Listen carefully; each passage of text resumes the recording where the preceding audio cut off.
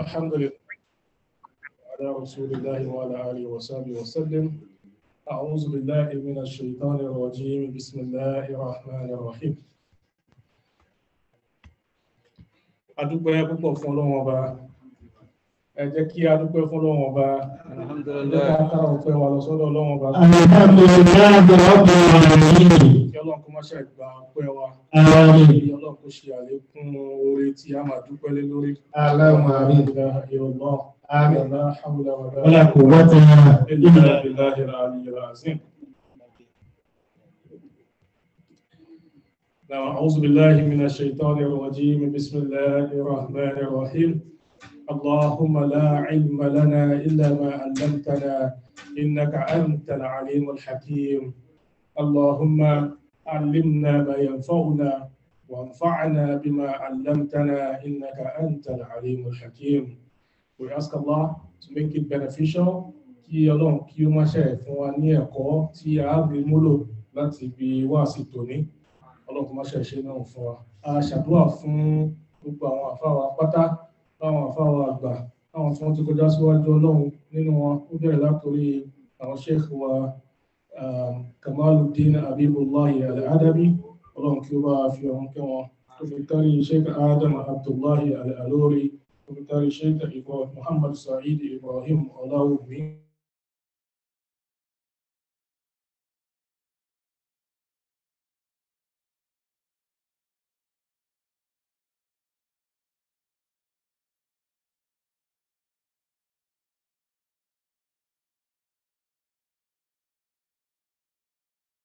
آمين يا الله.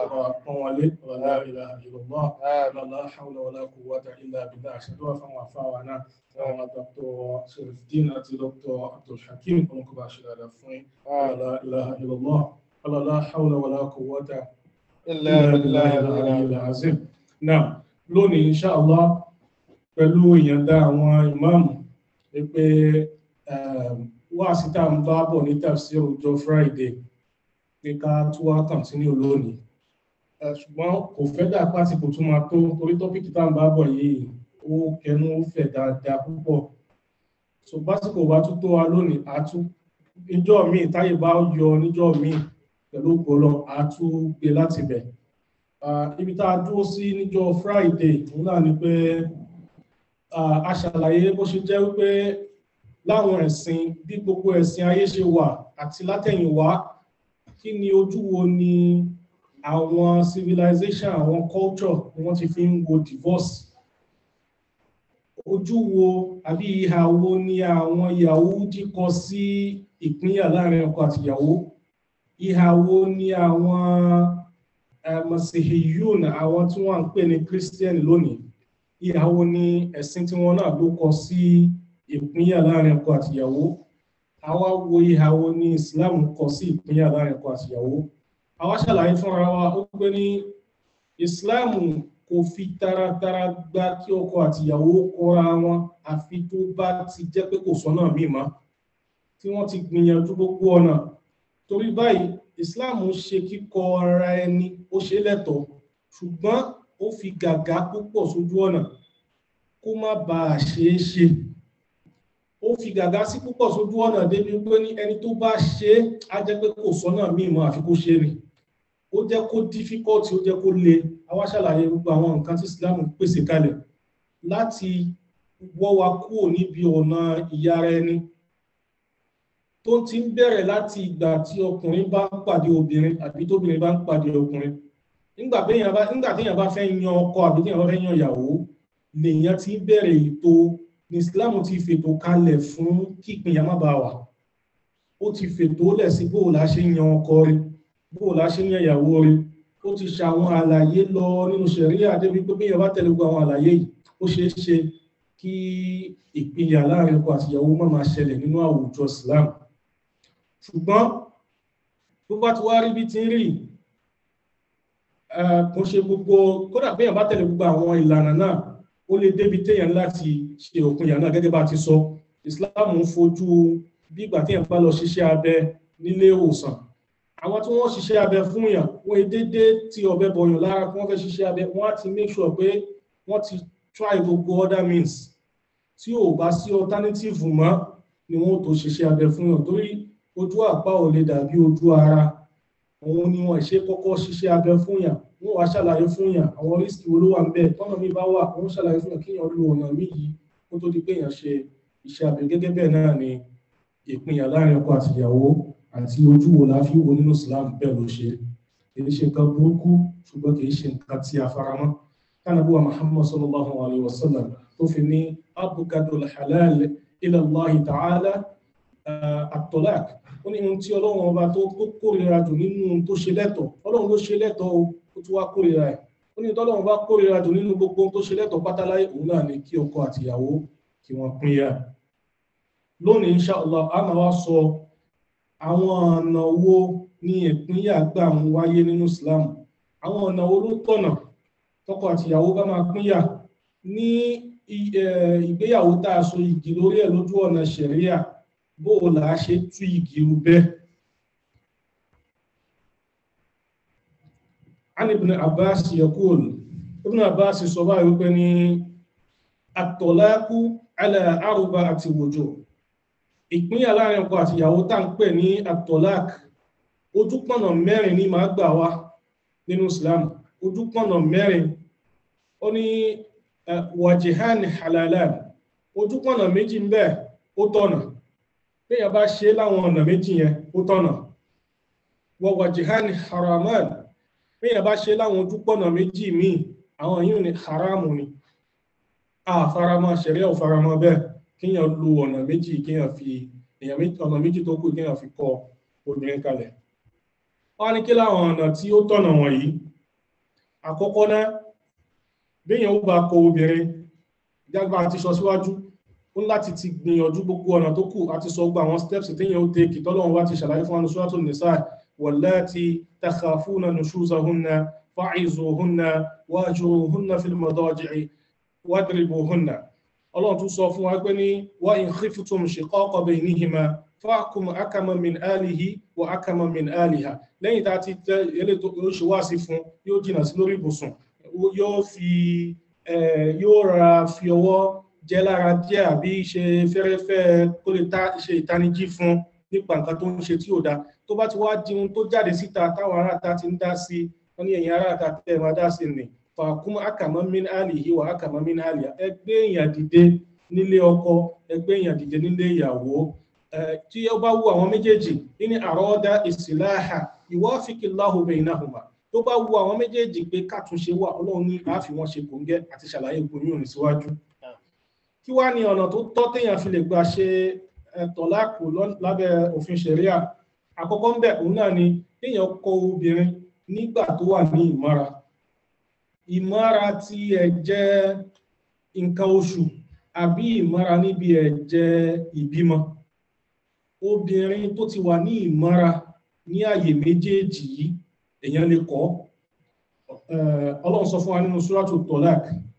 iza tallaqtumun nisaa fatallikuhunna li'iddatihinna. Bí ẹ bá máa kọ obìnrin, fatallikuhunna li'iddatihinna, ẹ kọ̀ wọ́n ní àsìkò gbàtà làálẹ̀ kalẹ̀ fún wọn. Ibn Abbas nígbà tó ń ṣàlàyé iddatihinna yìí, kí ni ìdá wọn yìí, kí ni iddatihinna, kí Ọlọ́run gbà lérò pẹ̀lú ẹ̀. Òun ni at-tuhuru min ghairi jima'. Òun náà nígbà tí wọ́n wà ní ìmọ́ra téèyàn ò bá wọn lájọṣepọ̀ kankan. Obìnrin yìí kò ṣe nǹkan oṣù, ọkọ tó fẹ́ kọ̀ yìí ò dẹ̀ tí ì bá sùn lásìkò ìgbà tí ó ṣe nǹkan oṣù lọ́wọ́ yìí, ó lè kọ̀ lẹ́gbàá náà. Wọ́n ní ẹlẹ́ẹ̀kejì ọ̀nà àbásìkò téèyàn lè kọ̀ obìnrin, òun náà lásìkò ìgbà tó ṣe wípé ní obìnrin yẹn ó lóyún sínú. Oyún tó wá nìní, oyún náà ti yọ dáadáa, ó fojú hàn gidigbe báyìí pé ẹni yìí lóyún. Kìí ṣe oyún oṣù kan àbí oyún oṣù méjì tí ò tí ì hàn sáyé, oyún yẹn ti hàn, ọkọ yẹn ti rí báyìí pé ó lóyún, pẹ̀lú pé ó rí pé ó lóyún, oṣù àlọ́ pé mo kọ̀ ẹ́. Kíkọ̀ yìí náà lábẹ́ òfin ṣẹ̀ríà òun náà tọ̀nà. Wọ́n ní kí ni ó fi mú làákàyè wo ní bẹ́ńbẹ́ ká sọ pé ní obìnrin tó wà ní ìmọ́ra lèyàn lè kọ̀, èèyàn ò lè kọ̀ obìnrin tó ń ṣe nǹkan oṣù lọ́wọ́. Tó bá bí mi nínú nígbà tó ṣe nǹkan oṣù lọ́wọ́, àbí tó ṣe nǹkan fún mi nígbà tó ṣe nǹkan oṣù lọ́wọ́, ìṣe lè kọ̀ ńgbà náà. Wọ́n ní ìdí ẹ̀ ní wípé ní torí pé ṣẹ̀ríà òun fẹ́ protect the right to everybody, àtọkùnrin tó fẹ́ kọ̀yàn àtobìnrin tí wọ́n fẹ́ kọ̀, ó fẹ́ protect the right àwọn méjèèjì. Ó wá ní tóbìnrin bá ń ṣe nǹkan oṣù lọ́wọ́, natural state of being ẹ̀kọ́ nìyẹn. Lásìkò ìgbà yẹn ó lè jẹ́ pé ọkùnrin yẹn àìlè bá a sùn, àìlè bá alájọṣepọ̀ ló jẹ́ kó máa ronú lọ síbi pé ó fẹ́ kọ́ ni. Ó sì jẹ́ kó ṣe nǹkan oṣù tán kó wà láàyè ìgbà tó yẹ pé ó lè bá a sùn, ẹ lè sì jọ ṣe nǹkan tára yìí méjì ó fi balẹ̀ tí gbogbo ohun tí ń jà rìnrìn lára ẹ̀ ó fi wálẹ̀. Tó bá sì wá rí láyé ìgbà náà tó ṣùgbọ́n òfẹ́ mọ́ àgbà lọ́wọ́ ń gbà náà, ṣùgbọ́n láyé ìgbà tó wà yìí kò tí ì sí ní natural state yẹ kó lè kọ́ ń gbà náà kò fẹ́. Ẹlẹ́ẹ̀kejì ni pé obìnrin téèyàn bá sùn tó ò tí ì mọ̀ bóyá ìbásùn tẹ́ ẹjọ́ sùn yìí yóò doyún àbí ò ní doyún wá ló kọ́, wọ́n lè èyí ò ní náà ò tọ́ ṣẹ̀ríà àfi kó o má fọwọ́ kàn, ó ti ṣe nǹkan oṣù mọ́ wàá fọwọ́ kàn títí tí nǹkan oṣù mi ò fi dé kó tó mọ̀ pé mi ìfọwọ́ kàn kò sí pé ó lóyún kan sínú níyàn wá lé jáde lásìkò ìgbà náà. Ẹ̀kẹta ìdí téèyàn ò fi tọ́fi ní àfikún yẹn ti yọ, obìnrin téèyàn máa pọ̀ kó jẹ́ ẹni tó oyún ti yọ lára ẹ̀ kéèyàn rí wọ́n nítorí pé ní ìmọ̀ kó jẹ́ pé ọkọ tó fẹ́ kọ ìyàwó tóyún ò tí ì hàn lára ẹ̀, ìmọ̀ tóyún yẹn bá hàn lára ẹ̀ ó lè change mind yẹn. Má wulẹ̀ tí kọ̀ jẹ́ kó yún yọ lára ẹ̀, tóyún bá yọ tó wá tún kọ̀ bẹ́ẹ̀ á jẹ́ kó oyún yẹn ń bẹ̀ ó sì tún wá fẹ́ kọ̀ pẹ̀lú ẹ̀ náà. Ó dẹ̀ wá lè fẹ́ kọ ìyàwó kó yẹ pé torí oyún ló ṣe ní kọ̀, torí ẹ̀ la fi gbà fẹ́ni tóyún ti yọ á jẹ́ pé ó ti rí oyún yẹn, kò ń ṣe pé kò mọ̀ kò ní sí pé mi mọ̀ pé olóyún ni ìbámọ̀ pé olóyún ìbá ti kọ̀ rárá, ó mọ̀ pé olóyún ó fi kọ̀ ojú ẹ̀ ńlá ó clear sí ẹ. Àwọn làákàyè tí ń bẹ níbi àwọn ìdí méjì tí ṣẹ̀ríà gbà kọkùnrin kọ obìnrin láàyè bẹ́ẹ̀ ni. Wọ́n ní ọ̀nà méjì wo ni ó jẹ́ haramu tí ṣẹ̀ríà kọ̀ kéèyàn kọ ìyàwó lásìkò ìgbà náà. Ó ní àkọ́kọ́ ń bẹ òun ni nígbà tí obìnrin bá ń ṣe nǹkan oṣù lọ́wọ́, haramu ní kéèyàn kọ ńgbà náà.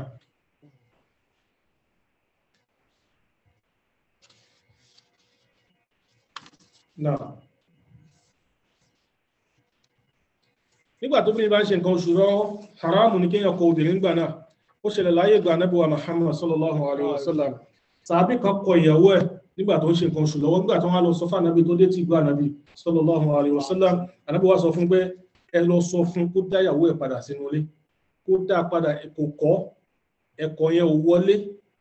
kó dá padà sílé. Tó bá wá sì fẹ́ kọ̀, ìyàwó yẹn ó kọ́kọ́ padà sílé náà, yóò kọ́kọ́ parí nǹkan oṣù tí ń ṣe lọ́wọ́ nìna, yóò wà ní ìmọ́ra òní fọwọ́ kàn, yóò tún wá ṣe nǹkan oṣù míì nínú ilé yẹn náà. Tó bá ti wá bọ́ sí ìmọ́ra lẹ́yìn tó ti ṣe nǹkan oṣù míì yẹn, tó bá sì wá fẹ́ kọ̀ ńgbà náà kó wá kọ̀, ṣùgbọ́n ò lè kọ̀ ńgbà tó ń ṣe nǹkan oṣù lọ́wọ́. Ẹlẹ́ẹ̀kejì ìgbà téèyàn ò lè kọ̀ obìnrin, òun náà ni obìnrin téèyàn ti bá sùn nínú ìmọ́ra, ó ti ṣe nǹkan oṣù tán, ó ti wà ní ìmọ́ra, ó ti wẹ ìwẹ̀ àìdọ̀, ó ti wá bá a sùn, ó lè kọ̀ ńgbà náà. Ó dìgbà tó bá tún ṣe nǹkan oṣù míì tó tún wà ní ìmọ́ra míì kó tó lè dábàá pé ó tún fẹ́ kọ̀ lásìkò ìgbà náà.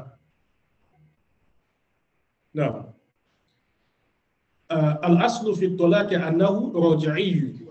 Ẹ wá rí kéèyàn kọ̀ obìnrin. So gẹ́gẹ́ bí a ṣe ń sọ wípé ní Ìsìláàmù kò faramọ́ kéèyàn kọ̀yàn, ó tún wá fi àwọn ìdí síbẹ̀ láti ó tún fi ààyè sílẹ̀ fún yàn láti yí ọkàn ẹ̀ padà. Ó lè kọ ìyàwó kó tún yí ọkàn ẹ̀ padà, ṣùgbọ́n láti jẹ́ kó rinlẹ̀ dáadáa pé èèyàn lè mú ìyàwó wọlé padà lẹ́yìn tó bá ti kọ̀, òfin Ọlọ́run ọba wa ni wípé ní gbogbo ìgbà tí ọkùnrin bá kọ ìyàwó ẹ̀ ó lè dá a padà sílé, ó dá yín ìtúkọ̀ ẹ̀ mọ́ máa wọlé bọ̀, ó dá yín ìfẹ́ ọmọ, ó dá yín ìtúfẹ́ ọ. Ọkùnrin ní opportunity láti change mind ẹ̀ lẹ́ẹ̀mejì lórí nǹkọ̀, àyàfi ní ọ̀nà mẹ́ta lọkùnrin ò lè sọ fóbìnrin pé mi ìkọ̀ ẹ mọ́. Gbogbo ọ̀nà, gbogbo gbàdọ́kùnrin bá sọ fóbìnrin pé mo kọ̀ ló lè dá padà sínú ilé, àyàfi ní ìgbà mẹ́ta. Ìgbà alákọ̀ọ́kọ́ lábẹ́ òfin ṣẹ̀ríà tọkùnrin ò lè dá obìnrin padà sílé mọ́ lẹ́yìn tó bá kọ̀. Àkọ́kọ́ náà Ọlọ́run sọ fún wa nínú Suratul Baqarah verse 229 ìpè ní at-talaqu marratan kíkọ̀ obìnrin ẹ̀mejì náà ni fa imsakun bi ma'rufin aw tasrihun bi ihsan ẹ̀mejì lèyàn lè kọ̀ obìnrin lẹ́yìn bẹ́ẹ̀ ìmọ̀ kò fi ilẹ̀ ìmọ̀ kó dá padà sínú ilé àbí ìmọ̀ kó fi ilẹ̀ kó máa lọ jẹ́jẹ́ mọ́ ní lára mọ́ confuse ẹ̀ mọ́ fún wàhálà. Àwọn ọ̀nà mẹ́ta wo lọ́kùnrin wà lè dá obìnrin padà sílé mọ́ àkọ́kọ́ ń bẹ̀ òun náà ni obìnrin àkọ́kọ́ ṣẹ̀ṣẹ̀ fẹ́ obìnrin téèyàn fẹ́ nísìn èèyàn wá tí ì bá sùn àwọn méjèèjì wọn tí wọlé tira wọn kí ẹ wá ní ìfẹ́ ọmọ bó bá ti ní ìfẹ́ ọmọ ọ̀fẹ́ ọmọ náà nù yóò mọ̀ lọ náà nù kò sí ìdá fóun kò ní dúró nulé fóṣù mẹ́ta òun máa lọ lẹ́yìn tí a bá sọ pé mo kọ nígbà tí èèyàn tí ìlú alájọṣepọ̀ kankan kò sí pé èèyàn fẹ́ dúró bóyá ó lóyún sínú àbí pé nǹkan kankan ìyẹn ò jẹra wọn ní nǹkan kan gbà náà yóò kó ẹrù ẹ̀ lásìkò gbà náà yóò jáde èèyàn bá wá change mind ẹ̀ pé yín tún fẹ́ èèyàn ṣẹ̀ṣẹ̀ máa tún bá sọ̀rọ̀ ni ó ti padà sí market ńgbà náà èèyàn ṣẹ̀ máa tún bá sọ̀rọ̀ yóò ṣẹ̀ṣẹ̀ gbà fún yàn èèyàn ṣẹ̀ wá san sàdáàkì míì fún ẹ̀ ṣẹ̀ wá so igi tuntun ẹlẹ́ẹ̀kejì ìgbà tọkùnrin ò kọ́lé dédé sọ fún mi pé mo sọ pé nǹkan tẹ́lẹ̀ mi kọ́ ẹ mọ́ ẹlẹ́ẹ̀kejì òun náà ni ẹ̀kọ́ tó yẹ pé ní obìnrin fúnra rẹ̀ ló initiate ẹ̀ a máa ń pè yín òní ní khulu ni tí obìnrin bá sọ fún ọkọ ẹ̀ pé ìṣe mọ́ yóò wá negotiate pẹ̀lú ọkọ yẹn kí ló máa gbà kọ́kọ́ yẹn wá lóun máa gba in tóun fi ṣe sàdáàkí fún ẹ tẹ́lẹ̀tẹ́lẹ̀ ó wá mú fún ó wá void marriage yẹn ti void látàsìkò yẹn lọ obìnrin yẹn náà ò ní ìdá kankan tí yóò lò nílé wọn nígbà tó bá ti ṣe fólówó yẹn yóò jáde nílé náà yóò máa lọ ni òun náà ti bọ́ sí market padà báwọn méjì bá wá fẹ́ táwọn fẹ́ ra wọn wọ́n tún ṣe gbogbo ẹ̀ látilẹ̀ wọ́n tún ra wọn bá sọ̀rọ̀ wọ́n tún sàdáàkí san wọ́n tún yí ìgbìso ẹlẹ́ẹ̀kẹta òun náà lóbìnrin tá ti kọ̀ lẹ́ẹ̀mẹ́ta pé alákọ̀ọ́kọ́ ọkọ ẹ̀ sọ pé mo kọ̀ ẹ́ ó ti ṣe ìdá nínú ilé ọkọ yẹn oṣù mẹ́ta tó pé ọkọ yẹn tún mú wọlé padà pé ìkọ́ mọ́ ẹlẹ́ẹ̀kejì ìjà tún ṣẹlẹ̀ mo tún kọ̀ ẹ́ ó tún ṣe ìdá ẹ̀ lọ́wọ́ ọkọ ẹ̀ tún ní ìkọ́ mọ́ ọkọ yẹn bá ilé sọ lẹ́ẹ̀kẹta pé mo kọ̀ ẹ́ ọkọ yẹn ò lè dá padà mọ́ mo kọ̀ ẹ̀kẹta ni yóò máa gbàbẹ̀ lọ ni ọkọ yẹn bá fẹ́ tún fẹ́ lẹ́yìn ẹlẹ́ẹ̀kẹta yẹn òun ti bọ́ sábẹ́ òfin ọlọ́run tọ́lọ́run ní fa'in talaqaha fala tahillu lahu min ba'du hatta tankiha zawjan ghayrahu ẹlẹ́ẹ̀kẹta yẹn ló ti bọ́ sábẹ́ òfin ọlọ́run pé ní bó bá kọ̀ lẹ́ẹ̀kẹta tó bá ní o kọ̀ lẹ́ẹ̀kẹta ni fala tahillu lahu min ba'du ó lẹ́tọ̀ọ́ sí mọ́ lẹ́yìn ẹ̀kẹta ni ó lẹ́tọ̀ọ́ sí mọ́ hatta tankiha zawjan ghayrahu àfi tí obìnrin yẹn bá lọ fẹ́ ọkọ míì tó wá gbé pẹ̀lú ọkọ míì ni nǹkan wá ṣẹlẹ̀ wọ́n wá tún kọra wọn lé ọkọ míì tó gbé ní kó tó tún lè tún fẹ́ ebi ọlọ́run ti fún ọkùnrin ní opportunity láti rò ó dáadáa ó kọ́ lẹ́ẹ̀kíní ó wà nulé ẹjọ́ wọra yín títí jọ́kùnrin tó fẹ́ yín síra yín ẹ̀tún gbéra yín wọlé padà ó tún kọ́ lẹ́ẹ̀kejì fún ìdí kan àbí kejì ó tún gbé wọlé padà tó bá tún kọ́ lẹ́ẹ̀kẹta ní tó ń rí tẹ̀ǹtọ́ra yín lẹ́ẹ̀mejì ẹ̀mẹ́ta tó púpọ̀ tó ní ọlọ́run ní tọ̀ ẹ̀yìn méje ẹlẹ́tọ̀ síra yín mọ́ nígbà tó ti di mẹ́ta báyìí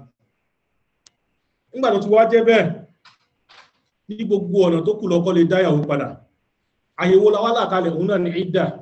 ìdà tí ọlọ́run bá là kalẹ̀ fún ọkọ àtìyàwó òun ní opportunity tí ọlọ́run fún àwọn méjèèjì láti ṣàtúnṣe láàrin ara wọn èdè àìyedè a máa wáyé láàrin ọkọ àtìyàwó ìdà yẹn in tó ń fẹ́ wá ṣe ń bẹ̀ náà pé tó bá ti kọ obìnrin lákọ̀ọ́kọ́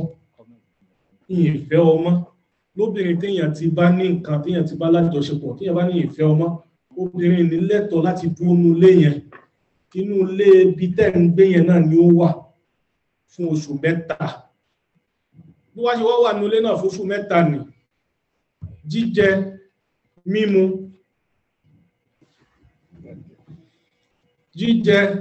mímu ọrùn ọkọ yẹn ọkọ tó ní mo kọ̀ ẹ́ yẹn ọrùn ẹ̀ náà ló ṣì wà òun náà ni ó sì máa tọ́jú ẹ̀ òun náà ni ó sì máa ṣe gbogbo ẹ̀tọ́ tí máa ń ṣe fún tẹ́lẹ̀ náà ni ó máa ṣe pẹ̀lú ẹ̀ tó fi débi wípé ní kódà tí ọkùnrin tó ní mo kọ̀ ọ́ nì tó bá kú lásìkò ìgbà tóbìnrin yẹn ṣe ìdà lọ́wọ́ nínú ilé ẹ̀ láàrin oṣù mẹ́ta yẹn tọkùnrin yẹn bá kú obìnrin yẹn ó sì tún jogún ẹ̀ lásìkò ìgbà tóbìnrin yẹn ṣe ìdà lọ́wọ́ nínú ilé ọkùnrin yẹn tóbìnrin yẹn bá kú ọkùnrin yẹn náà lè jogún ẹ̀ lásìkò ìgbà tí obìnrin yẹn ṣe ìdà lọ́wọ́ nínú ilé yẹn ọkùnrin yẹn lè ní nǹkan ọmọ ó tún ti di ìyàwó mi padà wọ́n wá ní nǹkan ọmọ yìí ọ̀nà méjì ló lè gbà sọ èèyàn lè fi ọ̀rọ̀ sọ èèyàn lè sọ lọ́rọ̀ èèyàn tún lè sọ ní pẹ̀lú action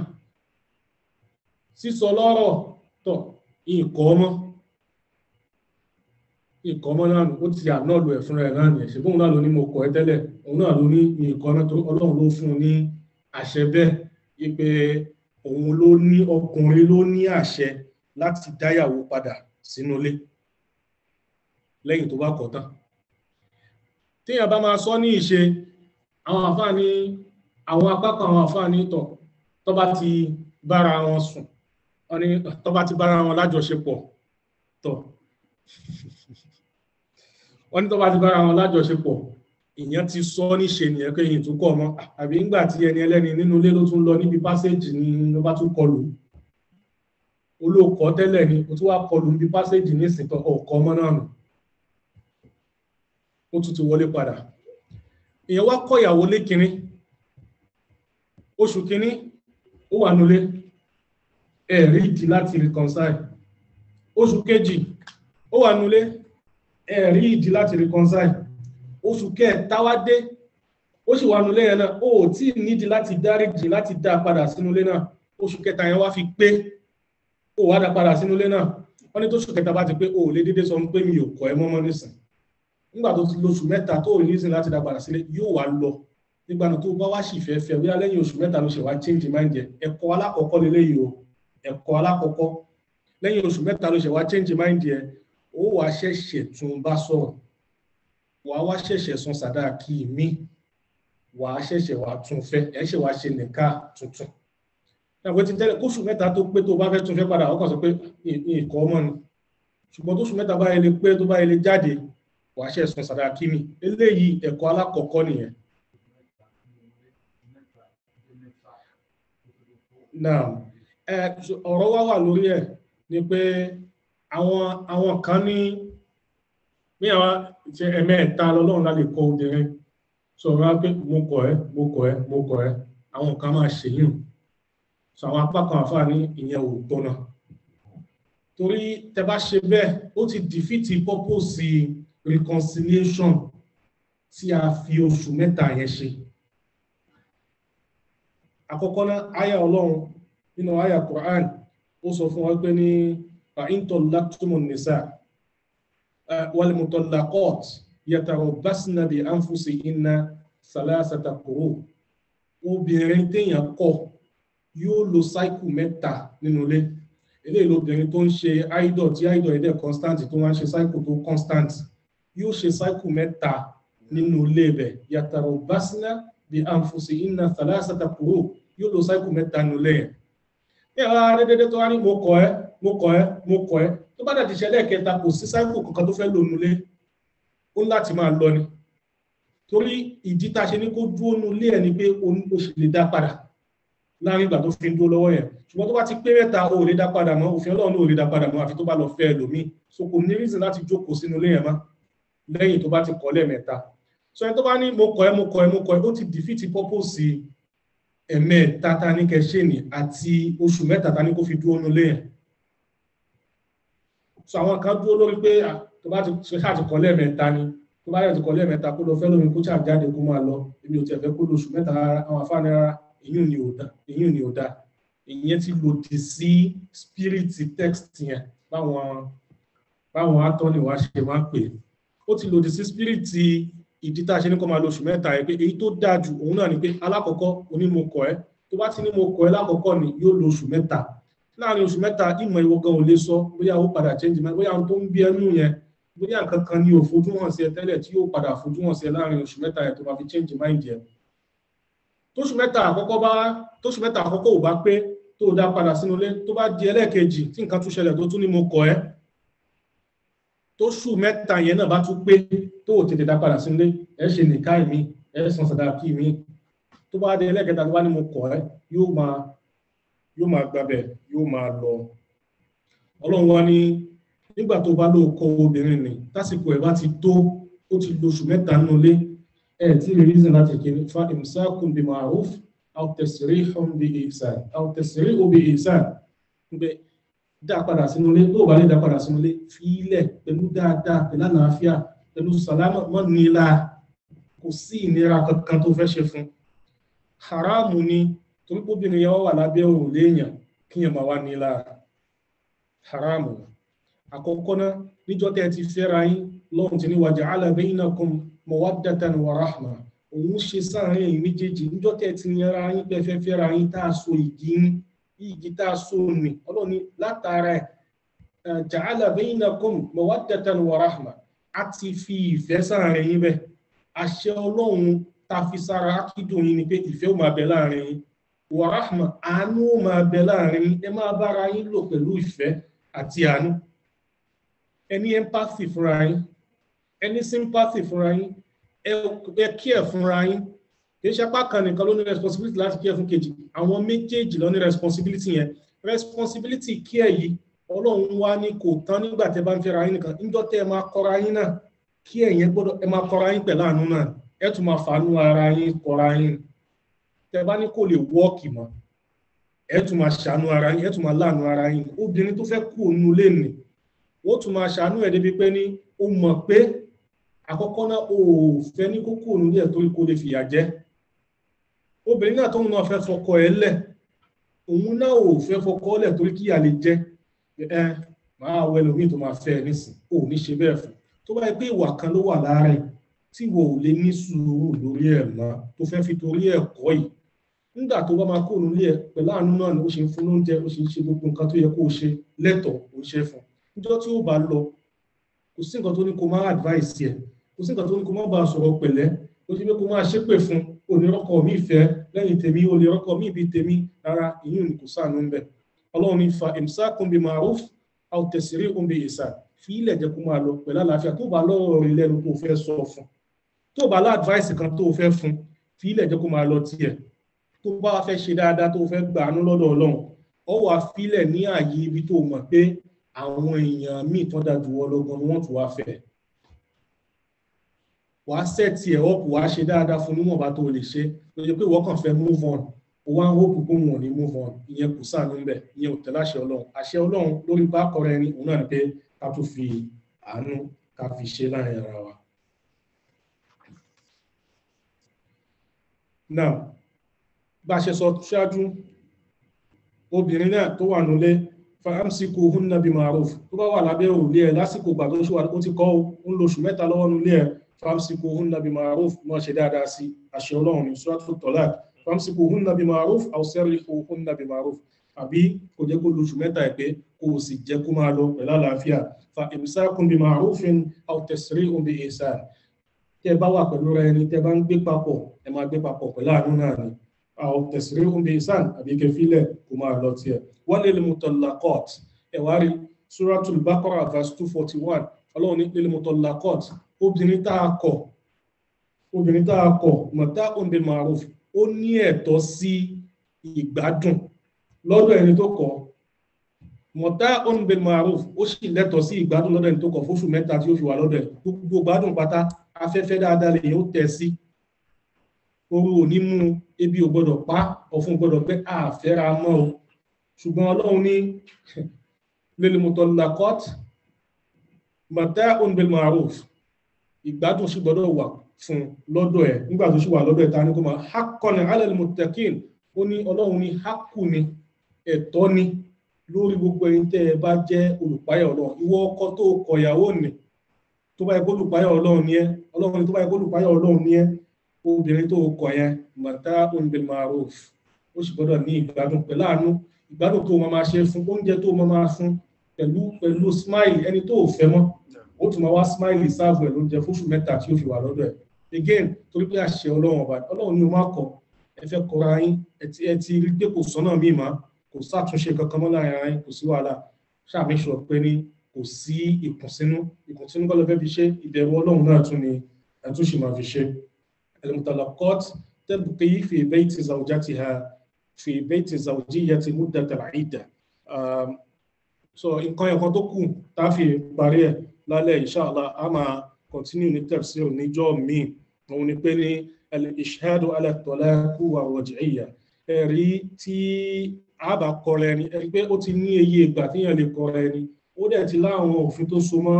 tó bá kọ̀yàn lákọ̀ọ́kọ́, tó kọ̀yàn lẹ́ẹ̀kejì, tó kọ̀yàn lẹ́ẹ̀kẹta. Ọlọ́run wá sọ fún wọn Suratu Talaq verse 2 wípé ní fa iza balagna ajalahunna fa amsikuhunna bima'rufin aw fariquhunna bima'ruf wa ashhidu zawa adlin minkum wa aqimu shahadata lillah. Tẹ́ bá máa kọra yín, ẹ mú àwọn ẹlẹ́rìí tí wọ́n jẹ́rìí sí. Ìjọ tó kọ́ jẹ́ káwọn èèyàn jẹ́rìí sí, mo ti kọ lágbájá yìí, ó ń lo ìdá ẹ̀ lọ́wọ́ ni. Láàrin ìgbà tó ń lo ìdá lọ́wọ́ tẹ́ wá kọlu ra yín tó lóòkọ́ mọ́, ẹ tún pa àwọn ẹlẹ́rìí pé tọ̀ mo ní mo kọ tẹ́lẹ̀ ni mi tún kọ mọ́, láti fi protect rights ẹ̀yin méjèèjì, especially tóbìnrin yẹn. Òun ni kó máa di pé ó kàn wá ń ṣe back and forth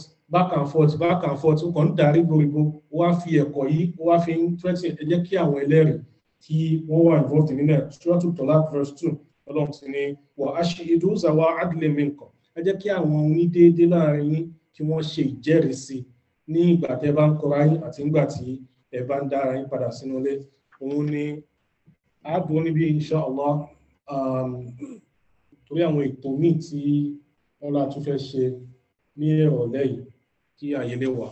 Ọlọ́run kí ó máa ṣàfihàn wa ní àgbọ́yé ọ̀rọ̀ rẹ̀. Ọlọ́run kí ó san gbogbo wa ní ẹ̀san olóore. A máa tẹ̀síwájú inshallah ní tafsir Suratu Talaq náà ni à ń ṣe. Òun ni a fi ń ṣàlàyé Talaq àti àwọn òfin tí ó so pọ̀ mọ́ lábẹ́ Sharia Islam. Ọlọ́run kó máa ṣàfihàn wa lágbọ́yé ọ̀rọ̀ rẹ̀. La ilaha illallah. Aqulu qawli hadha astaghfirullah li wa lakum wa subhanaka Allahumma wa bihamdik ashhadu an la ilaha illa anta astaghfiruka wa atubu ilayk. Takbir. Jazakallahu khairan. Àwọn ustaz wa tó fún wa ní ọ̀rọ̀ ṣìtínà. Wọ́n máa ṣàbà ṣe dáadáa fún wọn. Jashina ti ń lọ fún wọn. Bismillahir-rahmanir-rahim. Inna a'tainaka al-kawthar. Salli li rabbika wanhar. Inna shani'aka huwa al-abtar. Now, a máa fi àyè rẹ̀ at least 5-10 minutes fún bẹ́ẹ̀ ni a fà yẹ lẹ́mú question and answer. Bismillah. Yẹ́n a ṣe ní very brief sharp.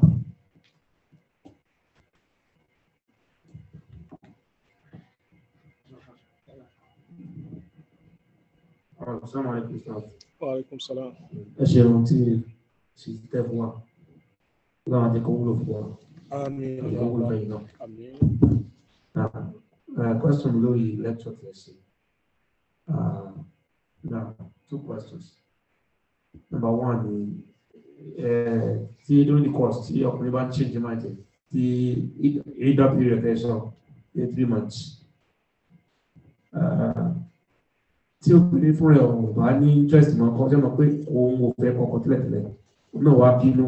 especially ìpàtí bíi pé wà fẹ́fẹ́ tó padà wá ó ti dẹ́ kejì obìnrin náà wá bínú, ṣé ó lẹ́tọ́ àìbínú pé ṣé ìgbéyàwó yẹn ó wà nullified èyí pé ọkùnrin fẹ́ pé mo tún test pé ọjà tó try again, obìnrin wá rí pé òun rẹ̀ pé òun play game as they say here. So ọkùnrin ní àǹfààní àti àgbèrè àǹfààní àti ọ̀dà ẹ̀jẹ̀ àkútùká ní òun interest mọ́. Number 1. Number 2, now ní àsìkò tá a wà yìí tí a lè guarantee kádìyàn mọ́lẹ̀ so to speak fún oṣù mẹ́ta ní institution tá a wà yìí àti these days at this time and the kind of people we are. Ìjà lè lo pregnancy test láti corroborate láti confirm pé ìtẹ́lẹ̀tì ti happen láàrin ọkọ àti ìyàwó láàrin sí arábìnrin pé lóyún àbí kò lóyún abẹ́nìtì. Assalamu alaikum warahmatullahi wabarakatuh.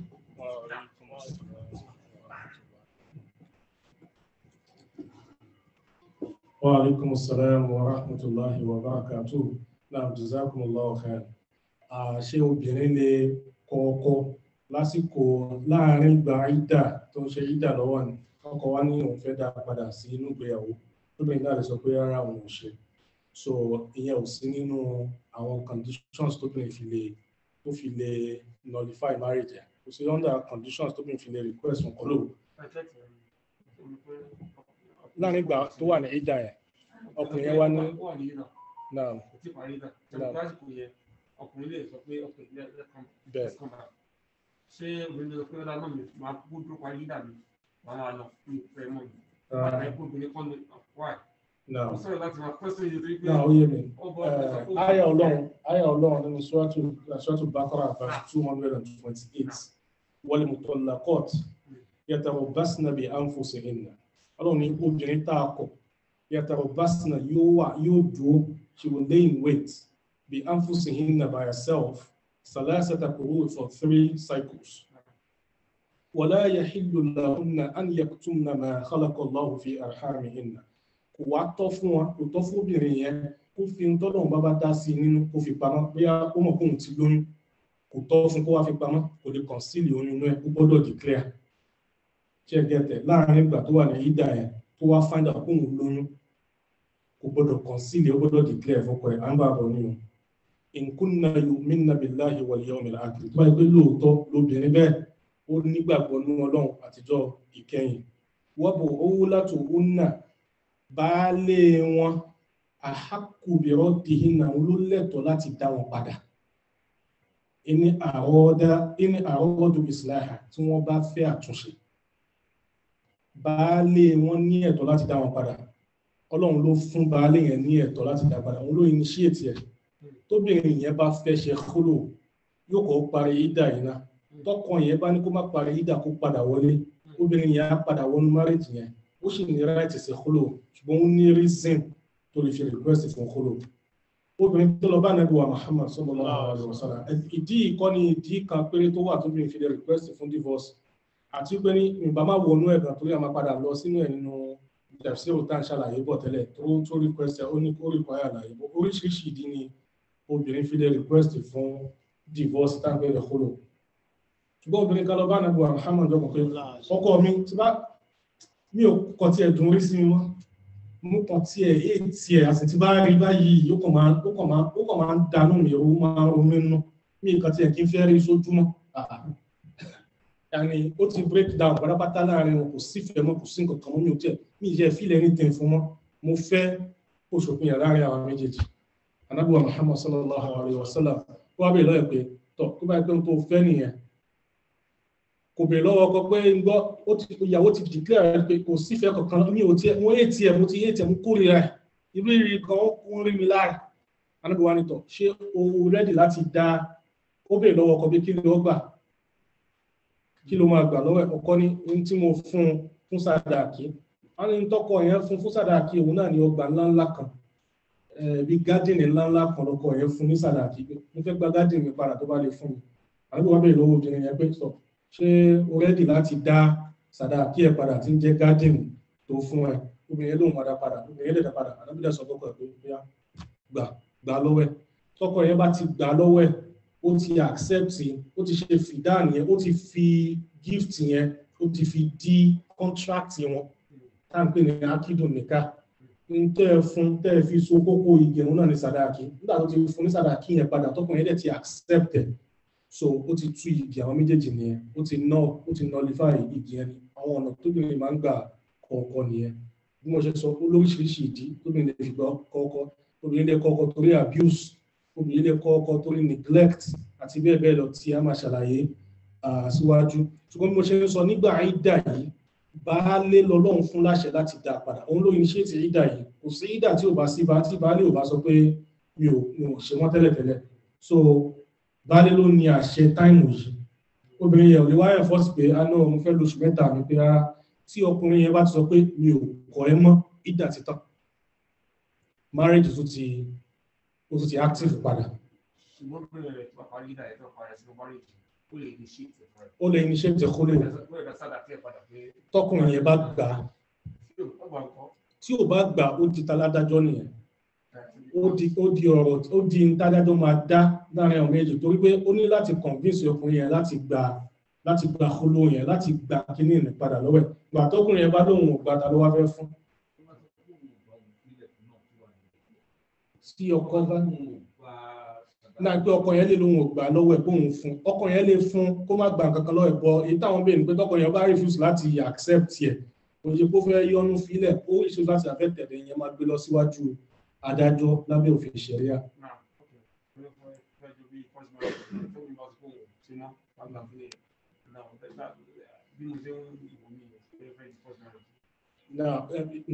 Ẹlẹ́kejì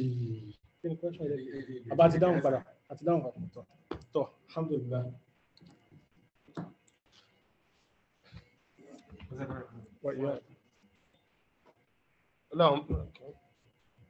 Ọlọ́run máa wá síbẹ̀ wà.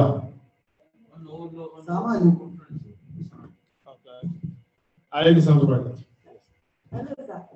Ẹlẹ́sìn kejì ló bá béèrè ìbéèrè sà. Ẹ sọ̀rọ̀ àfà ẹ sọ̀rọ̀ lórí pé ọkọ látàárọ̀. Tóbìnrin bá sọ wípé ọkọ mi tẹ́lẹ̀ máa sọ pé mi ò kọ̀ọ̀kan. Tí bí fẹ́ra jọ níṣẹ́ wa tàbí fẹ́ra wa, wọ́n sọ pé ọkọ mi kí ni mo ṣe mi ò padà náà mi ò lọ. Mi ò kọ́. Kí ló fẹ́ ṣẹlẹ̀? Ẹ ṣeun ìbéèrè tó dáa púpọ̀ ni. So àkọ́kọ́ náà bá ti sọ kákọ̀ọ́rọ́ ẹni ìjọsìn nǹkan tí Islam fẹ́ ká débẹ̀ á ṣùgbọ́n tó bá dójú ẹ̀ ọkùnrin tó fẹ́ ṣe náà Ọlọ́run ní kó bẹ̀rù Ọlọ́run òun náà láti jẹ́ni tó bẹ̀rù Ọlọ́run ó dẹ̀ láwọn ìgbésẹ̀ téèyàn láti ti gbé kó tó di pé akọra wa yàní communication ti wà ó ṣe nǹkan fún mi bóyá ó dùn mí ni àkọ́kọ́ nǹkan tí yóò kọ́ ṣe náà ni kéèyàn ṣe wáàsí fúnra ẹni ọkọ yẹn lẹ́tọ̀ọ́ láti kọ́kọ́ bóbìnrin yẹn sọ̀rọ̀ kí ni tó ṣe kò ní jẹ́ nǹkan tó máa ya obìnrin yẹn lẹ́nu ọkọ̀ déédéé mo kọ̀ ẹ́ kí ni mo ṣe tí yẹn bá ti tẹ̀lé gbogbo àwọn steps tí Ọlọ́run ti kà kalẹ̀ kí yẹn tẹ̀lé kò ní débi tó wá pé mo kọ̀ ẹ́ kóbìnrin máa bèbè kí ni mo ṣe àwọn méjèèjì yóò máa ti jọ yá àwọn méjèèjì pé irreconcilable difference lélẹ̀ ọ̀rọ̀ yìí máa ti débi pé àwọn aráalé ti dá sí fàákún àkàmọ́ mílíọ̀nù yìí aráalé ọkùnrin yẹn kan ti wà ń jòkó aráalé obìnrin yẹn kan ti wà ń jòkó wọ́n ti rojọ́ ìwájú wọn àwọn aráalé wọn kan ti rí pé kò sátúnṣe bí ọ̀rọ̀ yìí kó tó di ọ̀rọ̀ mo kọ̀ ẹ́ láwọn tí wọ́n bá tẹ̀lé òfin Ọlọ́run tí wọ́n bẹ̀rù Ọlọ́run gidi so ìyá wa tó béèrè question yẹn tí àwọn méjèèjì bá bẹ̀rù Ọlọ́run kò ní débi pé kí ni mo ṣe fún ẹ àwọn yóò tó yá àwọn méjèèjì pé kò sọ́nà míì mọ́ òun náà dẹ̀ ní ọ̀nà tí Islam fọwọ́ sí gbogbo tó bá ti tayọ eléyìí Islam fọwọ́ sí mo kọ̀ ẹ́ bẹ́ẹ̀ kéèyàn ká dédé jí láàárọ̀ kó ní mo kọ̀ ẹ́ ìyẹn ò tọ́nà fa imsakun bi ma'rufin aw tasrihun bi ihsan tá à ń sọ pé ẹ bára yín gbé pẹ̀lú dáadáa pẹ̀lú goodness àbí kẹ́ ẹ kọra yín lẹ̀ pẹ̀lú àánú ìyẹn ò sáànú ń bẹ̀ fẹ́ fi pọ́níṣì ẹni àbọ̀ fẹ́ fi ṣe nǹkan báyìí ìyẹn ò tọ́nà ṣùgbọ́n tó bá sì sọ pé bẹ́ẹ̀ náà ni so ó sì kọ́ náà ni obìnrin yẹn lè sọ pé mi ò kọ́ ẹ tóbìnrin yẹn ò bá fẹ́ gbà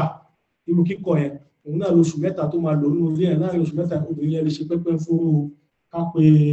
bàbá ọkọ ẹ bá ń bá a sọ̀rọ̀ àbí kó pa àwọn tí wọ́n máa ń bá a sọ̀rọ̀ tí wọ́n máa ń gbọ́ ẹ bá ń bá a sọ̀rọ̀ ipa àwọn ìmáàmù wọn ipa láàrin oṣù mẹ́ta yẹn ni ṣùgbọ́n obìnrin tọkùnrin bá ti sọ pé mo kọ̀ ẹ́ nínú òfin Ọlọ́run ó ti kọ̀ náà nì yóò wá lóṣù mẹ́ta láàrin oṣù mẹ́ta yẹn ni kóbìnrin yẹn tètè gbé ìgbésẹ̀ bóyá nǹkan tọkùnrin yẹn ń complain nípa tó fi lóhun kọ̀ tóbìnrin yẹn mọ̀ pé òun ò fẹ́ kọ̀ kí ni tó wá fẹ́ láàrin ìgbà yẹn lè ṣàtúnṣe tí Ọlọ́run ó sì jẹ́ kó bọ́ sí bẹ́ẹ̀ láàrin àwọn méjì tọ́lọ́run bá ṣe fẹ́ kí wọ́n wà papọ̀ àti pé Ọlọ́run ọba tó ní mímọ̀ jùlọ.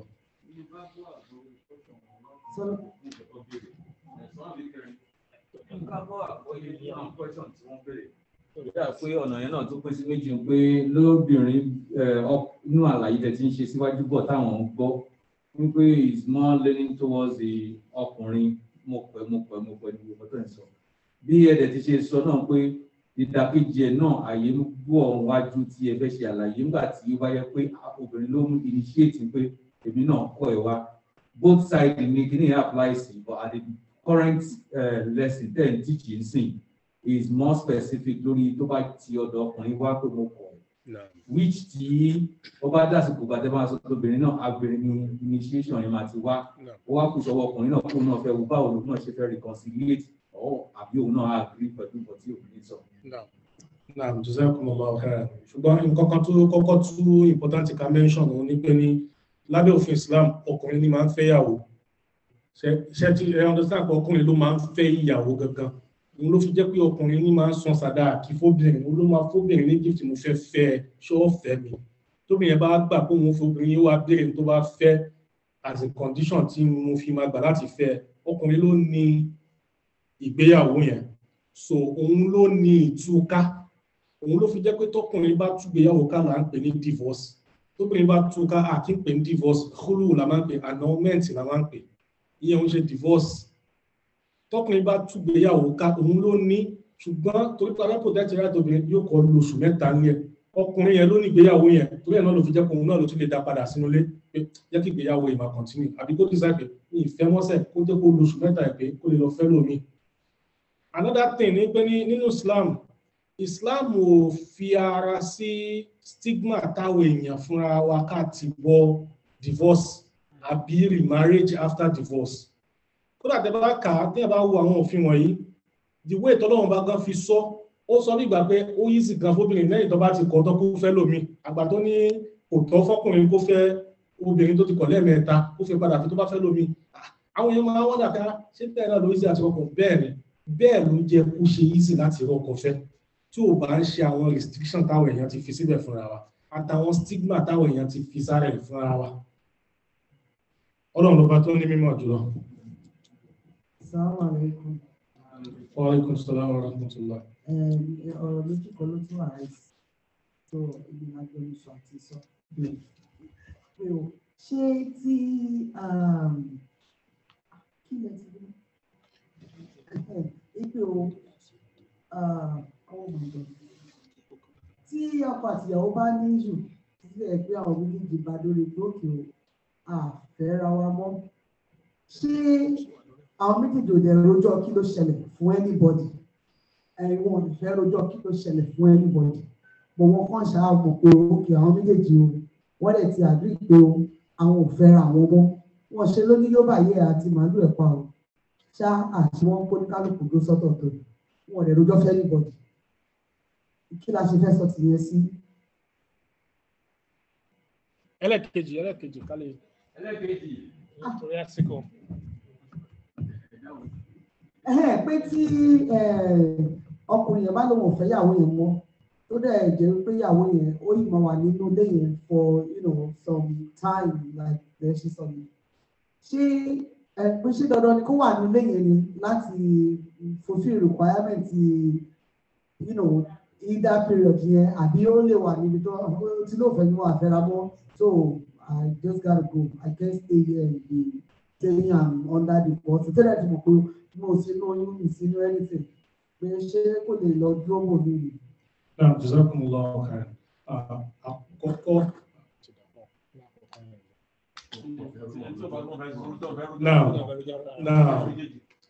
so àkọ́kọ́ náà nínú súnà Ànábì Muhammad òun ni pé ní tọ́lọ́run bá gbà wá láàyè nǹkan torí pé Ọlọ́run dìmáàndì nǹkan púpọ̀ lọ́wọ́ wa, most àwọn nǹkan tọ́lọ́run dìmáàndì lọ́wọ́ wa ìgbà míì agbára wa ò kì í máa ń fẹ́ ká Ọlọ́run ní ká kírun lẹ́ẹ̀márùn àti kì pé ìjọ́ tọ́lọ́run bá fún wa lọ́lídé káwá láàgbà, àbíjọ́ tọ́lọ́run bá níyà mo bùn yín ní nǹkan báyìí àbí mo fún yín lọ́pọ̀túnítì báyìí, ṣé ẹ̀ máa léyàn ní tèkì ẹ̀ ní opportunity lọ́lọ́run fún wa láwọn nǹkan tó là kalẹ̀ fún wa bí bó láti resolve issue láàrin ọkọ àti ìyàwó. Ó fún wa lásìkò gbà tí ọ̀rọ̀ ní jáde síta, aṣàlàyé yẹn ní tẹ̀sí ọjọ́ Friday. Ó ní period gbà tí ẹ máa try láti resolve láàrin ara yín, òun ni fa'izuhunna wahjuruhunna fil madaji wadribuhunna, gbogbo yẹn kò tí gbọdọ̀ wọ́n síyàn kankan àárín ara yín lẹ ti ń ṣe yẹn. Ṣùgbọ́n ìgbà tó máa bẹ̀rẹ̀ sí hàn síyàn tó Ọlọ́run náà fẹ́ kó hàn síta nígbà tẹ́ ẹ bá ti rin yanjú láàrin ẹ̀yin méjèèjì nìkan, Ọlọ́run wá ní wa in khiftum shiqaqa baynihima, tẹ́ ẹ bá kẹ́fín kí ló máa ń pè irreconcilable differences láàrin àwọn méjèèjì, bá jẹ́ ìméjì náà lẹ kẹ́fín irreconcilable differences láàrin ara yín, that is ẹ̀rí yanjú ẹ pa àwọn èèyàn sí. Ọlọ́run ló sọ bẹ́ẹ̀, àṣẹ Ọlọ́run ní kí ló dé tá a wà ní kọ́kọ́ explore option yẹn náà. Option yìí rẹ̀ kẹ̀rí làákàyè ńlá kan bẹ́ẹ̀ Ọlọ́run ní fàákùm akàmọ́ min àlì yìí wà akàmọ́ min àlì, àtọ́wọ́ bá ti dàrú tó ti pọ̀ tó bẹ́ẹ̀ tó ti hàn síta rẹ̀, Ọlọ́run ní ẹ gbé adájọ́ dìde nílé obìnrin yẹn, ẹ gbé adájọ́ dìde ní ilé ọkùnrin yẹn náà. In yurida islaha, tó bá ikú wà nínú ọkàn àwọn méjèèjì àbí kan nínú àwọn méjèèjì pé mo sì fẹ́ márìjì, mo sì fẹ́ fáìtì fún márìjì, tó bá sì wà nínú ọkàn wọn níbi kan bẹ́ẹ̀ bóyá èdè àìyedè kan ni, bóyá ṣètánì kan náà ni ló kó sí wọn láàrin ni, tó bá wà níbi kan nínú ìsàlẹ̀ ọkàn àwọn méjèèjì kan nígbà tẹ́ ẹ bá gbé adájọ́ dìde nílé ọkùnrin àti obìnrin ọlọ́run ní ìwà fíkì òmọ́ lọ́rùn ọlọ́run ó fáwọn méjèèjì ṣe kò ń dẹ́ yóò ṣe àtúnṣe sáàrin wọn èyí wá àwa fẹ́ skip step yàrá fẹ́ ṣe láàrin ara méjì àti ẹ̀fẹ́ fọ́lọ́run chance láti ṣe tiẹ̀ mbẹ̀rẹ̀ so ó dáa kéèyàn ààyè tọ́lọ́run là kalẹ̀ fún wa tó gbà wá láàyè ká ṣe bẹ́ẹ̀ ẹ jẹ́ ká lò tó bá wọ ọlọ́run ìbá tí má fi àyè yẹn sí ìbá tí má wulẹ̀ mention pé ẹgbàdájọ́ dìde ní ọkùnrin ẹgbàdájọ́ dìde ní obìnrin gbọ̀ngbà tọ́lọ́run ti mention ẹ̀ bẹ́ẹ̀ kí ní tà ní tèkì ẹ̀ sókó tọ́nà kí wọ́n sọ pé a fẹ́ ṣe ń gbòǹkẹ́lẹ́ àti kọ́ra wa ẹ bá dẹ̀ tún máa kọ́ra yín náà kò lè jẹ́ gbòǹkẹ́lẹ́ ọlọ́run ní ẹ jẹ́ kí zawa adni minkum àwọn tí wọ́n jẹ́ onídéédé láàrin kí wọ́n witness divorce ẹ̀ lè ṣe ní gbòǹkẹ́lẹ́ the same way tẹ́ ẹ̀ ṣe fẹ́ra yín ní gbòǹkẹ́lẹ́ èèyàn ò lè ṣe divorce náà ní gbòǹkẹ́lẹ́ ẹlẹ́kẹ̀tù.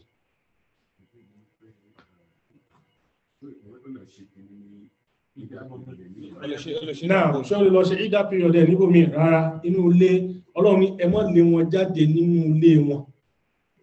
ẹ má lé wọn jáde nínú ilé wọn láti sínú ilé tó ń gbé yẹn náà ni ó ti ṣe kódà débi wípé ní tóbìnrin yẹn ó ń ṣe ìdá lọ́wọ́ ó sì máa gbàṣẹ lọ́wọ́ ọkùnrin yẹn tó bá fẹ́ jáde torí òun sì ní baálé lọ́wọ́ sì tún pè wọ́n bò owó láti òun náà àhákùbìrọ̀ ti iná ní àrọ́dún ìsìláhà ọlọ́run tún pe ọkùnrin tó ti kọ́ yẹn nígbà tó ń ṣe ìdá lọ́wọ́ nílé ọlọ́run pè ní baálé yóò bá tún jáde kó fẹ́ lọ ọjà lọ́sàn-án ó fẹ́ lọ ṣe nǹkan lọ́sàn-án yóò tún gbàṣẹ lọ́wọ́ ẹ̀ náà yóò tún gba permission láti jáde gbogbo ẹ̀tọ́ ọkọ náà ni ó tún ṣe fún kò kàn sí ìbálò tó bá ti bá ara wọn lò pọ̀ wọ́n ti tún fẹ́ ara wọn padà ìyẹn nìkan ní oṣù ṣùgbọ́n inú lẹ́yìn náà ni yóò ti ṣe ìdá àṣẹ ọlọ́run àti pọ́lọ́run ọba tó ní mímọ́ jù lọ. ìjọkùnmọ́lá ọ̀fẹ́ rẹ̀ àgbà ìbéèrè kan látọ̀dọ̀ àwọn tí ó wà lọ́rùn láì bismillah.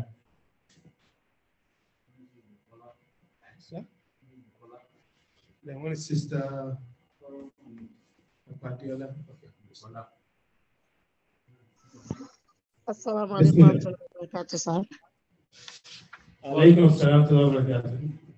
Yeah, thanks for the lecture. Question, Minister. About Sadaki. Mo gbori, I don't know if it is true. Ipe ni time nìkan. Ipe o possible kí ọkọ kó promise okay, request ìyàwó pé nǹkan tó fẹ́ fún Sadaki pé I will give you later. Bóyá bí pé kó postpone till after the nìkan tó dẹ̀ máa fẹ́ra wọn lé pé it's still allowed tí obìnrin yẹn bá gbà. So if my first question is right, pé okay, wà allowed. Bóyá time tí ọwọ́ fẹ́ ṣe annulment tóbi ní request fún divorce tó fi jẹ́ pé wọ́n máa bí ọkọ pé kí ló fẹ́ gbà. In that case, tí o ti sọ Sadaki, ṣóbìnrin yẹn máa kọ́kọ́ ní pay me my Sadaki first ní kí n tó lè return ní àbí wọ́n ṣì máa skip Sadaki yẹn is gone and gone for life. And tó bá jẹ́ pé divorce náà ni tó jẹ́ pé tọ́lá ní pé ọkọ ó dẹ̀ ti parí ìdá period. Ṣé obìnrin yẹn ṣì lè bẹ̀rẹ̀ Sadaki ẹ̀ pé o ṣì ń jẹ mí ní nǹkan mo dẹ̀ máa gbà kí n tó lọ? Are those possible or is àbí in the first instance kò sẹ́ yẹ kí wọ́n skip Sadaki? So question mi ni yes sir. And the other part of my question nípa ti annulment tóbìnrin yẹn tó bá bí ọkọ bóyá ayáwó náà ló bí àbáwọn adájọ́ pé what do you want? Ṣé ó possible kí ọkọ yẹn demand something greater than the Sadaki? Bóyá Sadaki yẹn nígbà yẹn bóyá it was 10,000 naira. Ó wá náà ìsìn àkúmọ̀ pé dọ́là tí wọ́n àbówó tí wọ́n equivalent 1 million mo fẹ́ fi gbà or ilẹ̀ kan ni mo fún ẹ̀ ń gbà yẹn ilẹ̀ 10 mo fẹ́ fi gbà. Is it possible to demand for something greater or it has to be equivalent or it could be lesser? Àbí ọlọ́run fún wọn yard stay ọkọ lè bẹ̀rẹ̀ nǹkan tó fẹ́. Jazakallah khair. Naam, jazakumullahu khairan. Ìbéèrè tó dáa púpọ̀ ni. Ṣùgbọ́n ká tó lọ síbẹ̀ Suratul Talaq ìbéèrè tó bèèrè lẹ́ẹ̀ka ṣé inú lẹ́yìn lóbìnrin yẹn gbọ́dọ̀ ti ṣe ní Suratul Talaq verse 1 Ọlọ́run ní wattaqullaha rabbakum ẹ bẹ̀rù Ọlọ́run ẹ̀yin tẹ́ fẹ́ kọra yín ọkùnrin tó fẹ́ kọ ìyàwó àti ìyàwó tó fẹ́ kọ la tukhrijuhunna min buyutihinna ẹ gbọ́dọ̀ lé wọn jáde nínú ilé wọn yàní inú ilé tí wọ́n ń gbé ní wala yakhrujna illa an yatina bi fahishatin mubayyinah àwọn náà ò dẹ̀ gbọ́dọ̀ jáde wọn gbọ́dọ̀ lé wọn jáde àwọn fúnra wọn náà ò dẹ̀ gbọ́dọ̀ jáde illa an yatina bi fahishatin mubayyinah àfi tó bá yẹ pé ní wọ́n ti ṣe ìwà abú kan ìwà abú tó ní agbára bí ìṣìnà obìnrin yẹn ṣe ṣìnà lọ́kọ yẹn ṣe fẹ́ kọ̀ so ó lè jẹ́ nǹkan tí wọn ò lè ríra sójú ìyẹn ò ní ó lè má jókòó nílé wọn lọ́lọ́run fún láyè ó ti mú bàjẹ́ ńlá kan wá tó burú jáì wàtílkà hududullah ọlọ́run ní ààlà ọlọ́run ní o ààlà ọlọ́run lọ́lọ́run là kalẹ̀ yìí wa man yata'adda hududallah faqad zalama nafsahu ẹni tó bá tayọ ààlà ọlọ́run irúfẹ́ níbẹ̀ ó ti ṣàpòsí fẹ̀mí ara ẹ̀ la tadri la'alla Allah yuhdithu ba'da zalika amra lórí ìbéèrè tí wọ́n béèrè nísìn pípẹ́ ni tí ọkọ àti ìyàwó ṣé ọkọ lè promise ìyàwó ní sàdáàkì tó bá jẹ́ pé bẹ́ẹ̀ náà ni tí ó dẹ̀ tí sọ sàdáàkì náà títí díjọ́ tó lóun ò fẹ́ mọ́ ṣé obìnrin yẹn lè kọ́kọ́ béèrè sàdáàkì kó tó ní kinní kan so sàdáàkì obìnrin ló ní ìyàwó ló ní sàdáàkì tóbìnrin yẹn bá dúró lórí pé tó bá lè afford sàdáàkì ilé fẹ́ náà ni kò lè fẹ́ náà nìyẹn kò sí by force kò dẹ̀ sí tìjú mẹ́ẹ̀ tí ọkùnrin yẹn ò bá lè afford tóbìnrin yẹn dẹ̀ fẹ́ bẹ́ẹ̀ kódà obìnrin yẹn ó lè choose láti má gba sàdáàkì ó lè choose láti má gba kankan tó bá wá gbà pé tọ̀ ohun tó ló fún mi wọ́n jọ make agreement pé lóṣooṣù 1 million ló máa san tó máa fi pé 50 million wọ́n dẹ̀ jọ ṣe bẹ́ẹ̀ lóṣooṣù ló máa san wọ́n á ti lo 50 months tí ọkùnrin yẹn fi lóhùn ò fẹ́ mọ́ ibi tó sún ọ́dẹ̀ yẹn náà òun náà nìkan tó lè béèrè so méjèèjì náà ló so pọ̀ question 1 àti question 2 nípa pé sọ́kùnrin lẹ́tọ̀ọ́ láti gba ju nǹkan tó san ní sàdáàkì lọ lọ́wọ́ ìyàwó tó bá fẹ́ accept ẹ̀ kúrò so n tó ṣe pàtàkì jù láti mọ̀ òun ni pé ọlọ́run ní kájọ gbé pẹ̀lú àánú kádẹ̀ fira wálẹ̀ pẹ̀lú dáadáa àti àánú náà ni ọkùnrin ò ní right láti kò lábẹ́ òfin ọlọ́run tó bá jẹ́ ní tó bẹ̀rù ọlọ́run kò ní right láti de obìnrin yẹn mọ́lẹ̀ bóyá wọ́n fẹ́ accept ẹ̀ kúrò wọ́n fún wọn ní condition tí kò ní lè meet lórí pé kó má bàa lè meet yẹ so but àríyànjiyàn fàǹfà wà láàrin àwọn àfà lórí tó lẹ́tọ̀ọ́ kọkùnrin kó béèrè tó bá wù àwọn àfà kan sọ pé ọkùnrin yẹn lè béèrè tó bá wù ṣùgbọ́n fẹ́ ṣe negotiation ọkùnrin yẹn lè béèrè tó bá wù láti fi accept announcement yìí àwọn kan ní rárá kò yẹ kó ṣe bẹ́ẹ̀ pé dédé ohun tó fúnbìnrin yẹn ní sàdáàkì náà ló lẹ́tọ̀ọ́ láti gbà ó wá lè gbà ní owó tó bá yẹ kó owó ló fún nígbà náà ó dẹ̀ lè gbà ní value kò ṣe dandan kó gba owó gangan tó bá yẹ kó owó ló fún níbẹ̀rẹ̀ kò ṣe dandan kó gbowó gangan ó lè gba value owó yẹn lọ́wọ́ ẹ̀ ṣùgbọ́n wọ́n ní kó gbìyànjú lè tó dáa jù náà ni pé kó má jẹ́ kó kọjá ohun tó fún tẹ́lẹ̀tẹ́lẹ̀ torí pé tó bá ń béèrè nǹkan tí ò fún bó ló fẹ́ kó ti rí bí ìgbà tó fẹ́ ní lára láti dúró tí ẹ ò lè gbọdọ̀ fọ́ọ̀sì ẹ̀ tó bá lóun fẹ́ lọ tí ó dẹ̀ ní ìdí gidi láti bóun fẹ́ fi ẹlẹ́un fẹ́ lọ láti jẹ́ kó lọ gẹ́gẹ́ bí òfin ọlọ́run so mo rò pé àti dá àwọn apá kan àfáà ní ó lè ṣe bẹ́ẹ̀ ó lè béèrè tó bá wù ú lọ́wọ́ obìnrin yẹn láti accept condition tóbìnrin yẹn gbé wá àwọn kan ní kò lẹ́tọ̀ọ́ bẹ́ẹ̀ ṣùgbọ́n wọ́n tún wá gbé agbára yẹn lọ́wọ́ adájọ́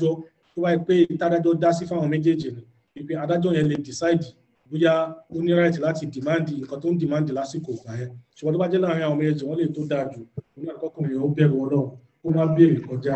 ohun tó fún béèrè yẹn ní sàdáàkì àti kọ́lọ́run ọba tó ń so sàtọ́kùnrin yóò bá ti sọ sàdáàkì till the time of divorce obìnrin yẹn ò lẹ́tọ̀ àti gbà mọ́.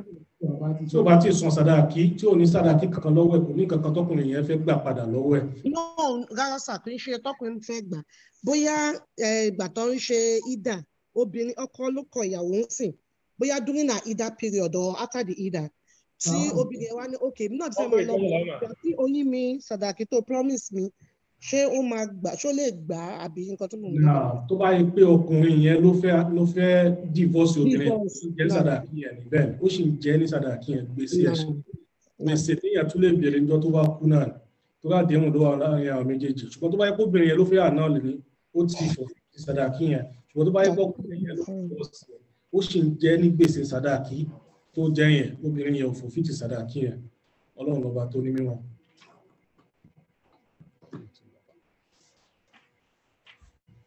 Jazakumullah khairan. Ọmọ ṣe ẹ fẹ́ bèrè ẹ̀kọ́ nígbà. Ọlá fẹ́ round up torí another program ṣì wà lẹ́yìn rẹ̀. Láwa ti bá okay o last one yìí náà iṣẹ́ máa ń kàn delegate gbogbo ẹ̀ náà ni. Pé tí ọkùnrin bá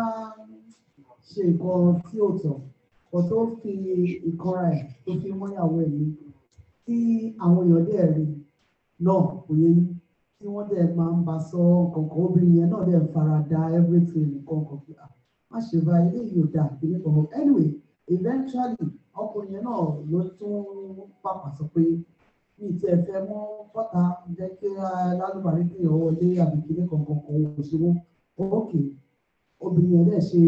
lídà yẹn náà wọ́n dẹ̀ kọra wọn sílẹ̀ ó dẹ̀ lọ nígbà tí ojú ẹ̀ wá jà tán tí gbogbo ẹ̀ wá jóbi ájò nímú àtòjú tán tó wá padà wá bá obìnrin yẹn pé òun fẹ́ fẹ́ ṣé obìnrin yẹn dẹ̀ náà tó wá fárígá kó òun fẹ́ kanlẹ̀ ẹjọ́ tó lọ náà ṣé ó jọ ṣe ọlọ́run àbúrò tí ò dẹ̀ sì fẹ́ lòdì. kò fẹ́ náà nù. Obìnrin yẹn ti free níjọ́ tí ó ti parí ìdá tó ti jáde nílé ó ti free tọ́kùnrin bá máa tún fẹ́ yóò san sàdáàkì yóò ṣe toast again yóò ṣe san sàdáàkì mi yóò ṣe nìkan mi. جزاكم الله خيرا سبحان ربك رب العزة عما يصفون والسلام على المرسلين والحمد لله رب العالمين. So moving on to the next segment.